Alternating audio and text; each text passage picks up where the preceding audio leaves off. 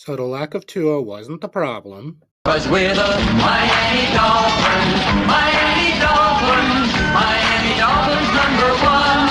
Yes, we're the Miami Dolphins, Miami Dolphins, Miami Dolphins #1. What's up, Dolphins? The Dolphins lose 28-27 to the Arizona Cardinals. And there is a wonderful Twitter page called Scoregami. It is based off of the concept by John Boy. I don't know how to pronounce his last name. But basically, unique NFL scores and how many times that score has happened in NFL history. So they automatically post how many times every score has happened in NFL history.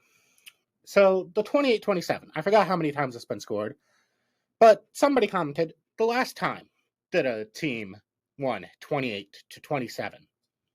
Do you want to guess when that was? It was Miami Dolphins losing last year to the Tennessee Titans, blowing a lead just like they did this time. And the problem is, or the sad thing I should say, the offense didn't look all that terrible. But they were part of a lot of major issues with this team that need to change.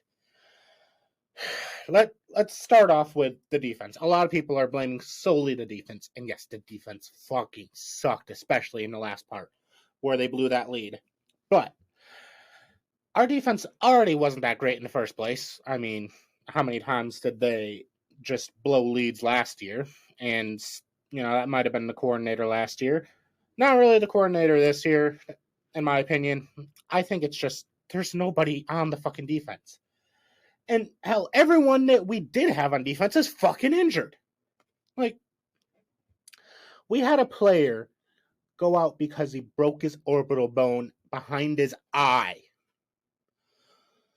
What the fuck?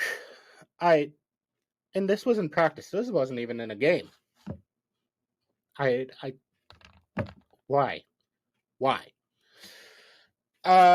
Special teams, fine, I guess. Not really much to say there.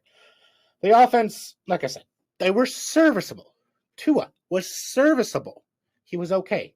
He didn't make any huge interceptions. He made one mistake that I think, honestly, was the main cause of the loss, but he was by far not the only reason that we lost. But Tua, no interceptions, only the turnover that led to the safety. Which, by the way, bad snap. Really, guys, it hit him in the hands. I know it was a little high, maybe a little hard, but come on. If it hits him in the hands, you should probably hold on to it. So, you have that. The defense, like I said, at least Chop got some pressures. Didn't get a sack still at this point, in which I know a lot of people have given up on Chop. I acknowledge that he shouldn't have been a first-round pick, but let's not completely give up on him as a future player for the Dolphins. He is a project. He shouldn't have been taken in the first round by any means, but I still think he'll be a good player for the Dolphins in the future. Now, let's talk about what this means for the Dolphins in general. You are now 2-5. You have basically no chance of making the playoffs.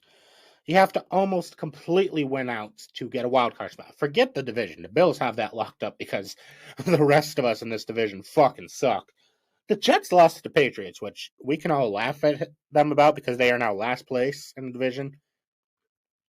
You thought Aaron Rodgers was going to fix that, huh? At least we aren't the Jets, I guess. But, yeah. Everyone else in the division has 2 wins. We are second in the division at 2-5. Now, I'm not saying the Bills are world beaters, but they're gonna lock up the division by Thanksgiving? At this point? Yeah. Speaking of Buffalo, you play them next on the road. Yeah. It's gonna be painful. It is gonna be so fucking painful. You can't beat the Bills. You just can't. I've accepted that. We can't beat Buffalo, except for 1-2 miracle games, and those were both at home, by the way. So, I mean, cold weather is not going to be a factor. I I live up here in Western New York. Orchard Park's like an hour away. It's supposed to be, I think, like in the 50s. It's supposed to be rainy. Yeah, I don't know. It's they're gonna lose. They're gonna lose, which means you'll end up being 2-6. Then you have the Rams on the road. The Rams are what, 3-4, 4-4, something like that. The Rams aren't great, but you're probably gonna lose to them. I mean, you're on the road.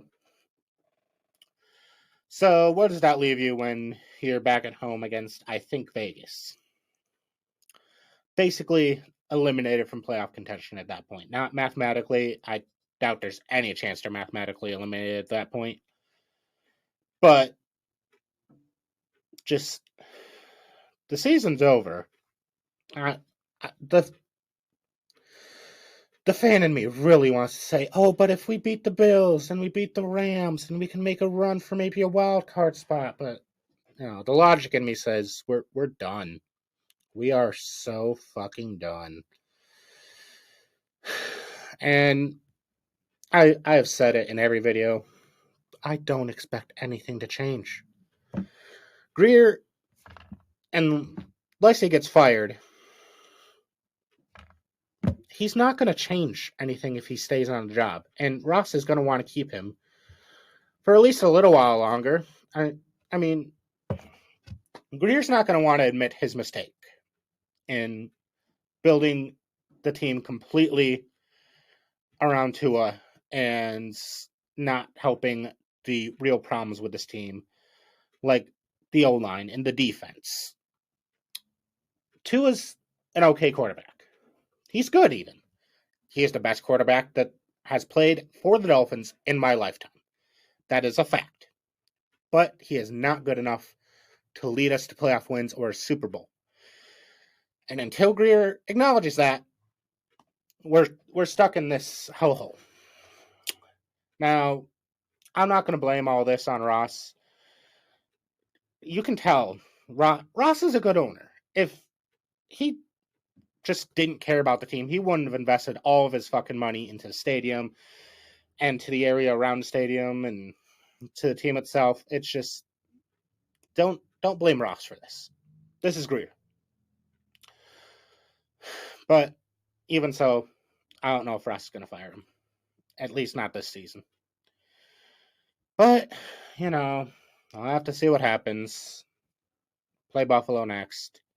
Woohoo. Whatever. Blessed be. Fins up.